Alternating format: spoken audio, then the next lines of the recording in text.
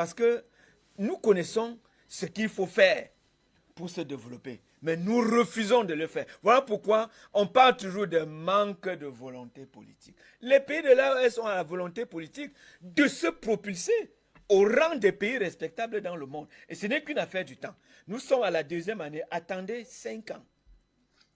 En 5 ans, vous allez voir le bon que ces États vont faire sur le plan africain et sur le plan mondial. Parce qu'ils ont la maîtrise de la prospective économique, politique et sociale. Voilà les manettes qu'il faut avoir pour développer un pays. Quand vous n'avez pas ces manettes pour développer votre pays, vous entrez dans la prostitution.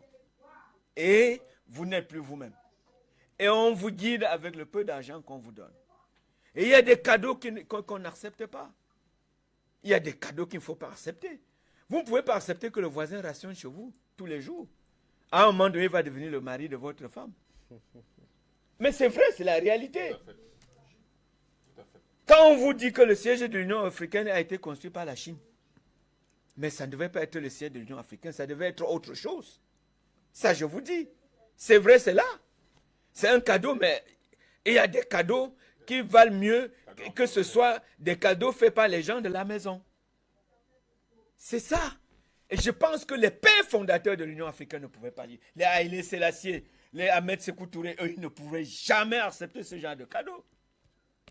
C'est ça. Voilà pourquoi, quand l'AES, en l'article 10 de la charte, vous dit les contributions proviennent des cotisations des États. C'est tout. Si vous voulez faire un cadeau, vous ne nous tenez pas. Parce qu'on n'attend pas votre cadeau.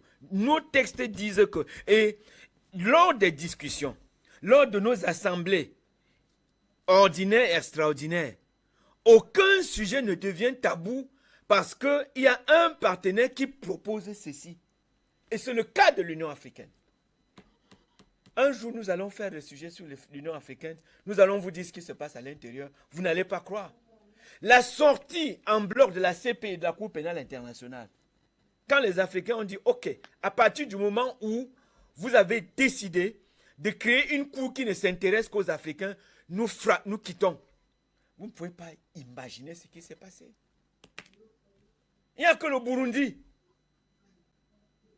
Il n'y a que le Burundi qui a effectivement claqué la porte et qui est parti. On parle des pays là. Il y a un autre pays qui s'est affirmé à tous les niveaux. Le Burundi, du président Évariste Ndayishimiye. Ils sont partis de la Cour pénale internationale. Les autres États sont où? À l'époque, Uhuru Kenyatta et l'actuel président William Ruto, ils étaient poursuivis à la Cour pénale internationale. Et c'est Obama qui dit à la Cour pénale internationale, je suis certes américain, mais j'ai des parents kenyans, ces affaires s'arrêtent. Ça s'est arrêté et la sortie en bloc des Africains de la Cour pénale internationale s'est arrêtée là. On n'en parle plus. Ils sont tous restés. C'est le drame de l'Afrique. La volonté politique. Ce que vous voyez, les Ibrahim Traoré, mais ils ont de la volonté politique.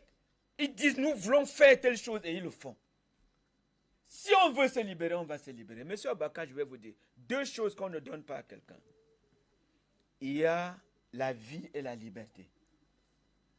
On ne donne pas la vie et la... Chaque chose s'arrache. Parfois, dans la bagarre, pour être libre, on lutte. On doit lutter. Ils sont dans la lutte. Ils ont même gagné, ils sont à 80% de la réussite de la lutte. Ils sont aujourd'hui dans ce que nous appelons les réformes. Ils sont dans des réformes. Ils ont terminé les réformes sur le plan sécuritaire. Maintenant, ils ajustent tout simplement. Ils ont déjà posé les bases essentielles de la réforme sécuritaire. Vous avez suivi la mutualisation des forces en article 4. C'est-à-dire, à chaque fois qu'un pays de l'AES est stressé par une menace intérieure ou extérieure, les autres pays sont interpellés. Riposte globale. Riposte globale.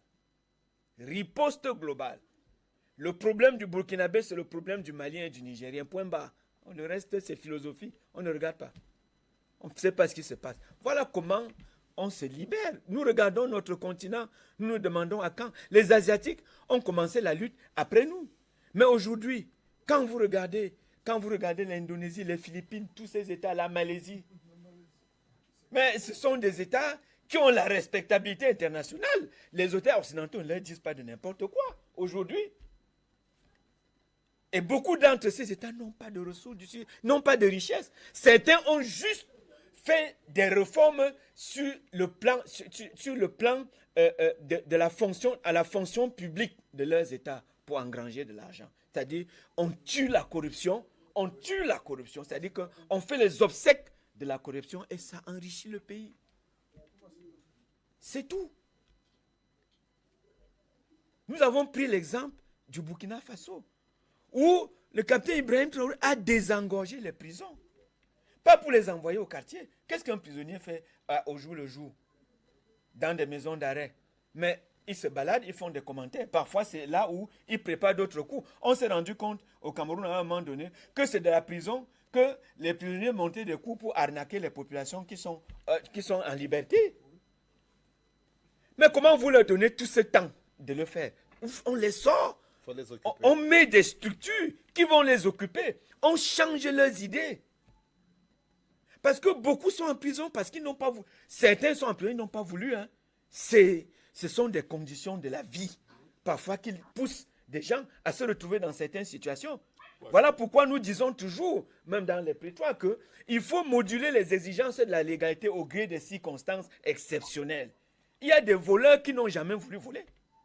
Il y en a, ils sont en prison.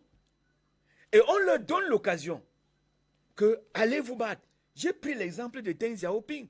Au moment où il accède au pouvoir, il y a un problème social en Chine. 11 millions de prisonniers. Qu'est-ce qu'on en fait? C'est un problème social. Il faut les nourrir, il faut les soigner, il faut... Pour ajouter de la ton moulin, si tu permets. En réalité, quand vous mettez quelqu'un en prison,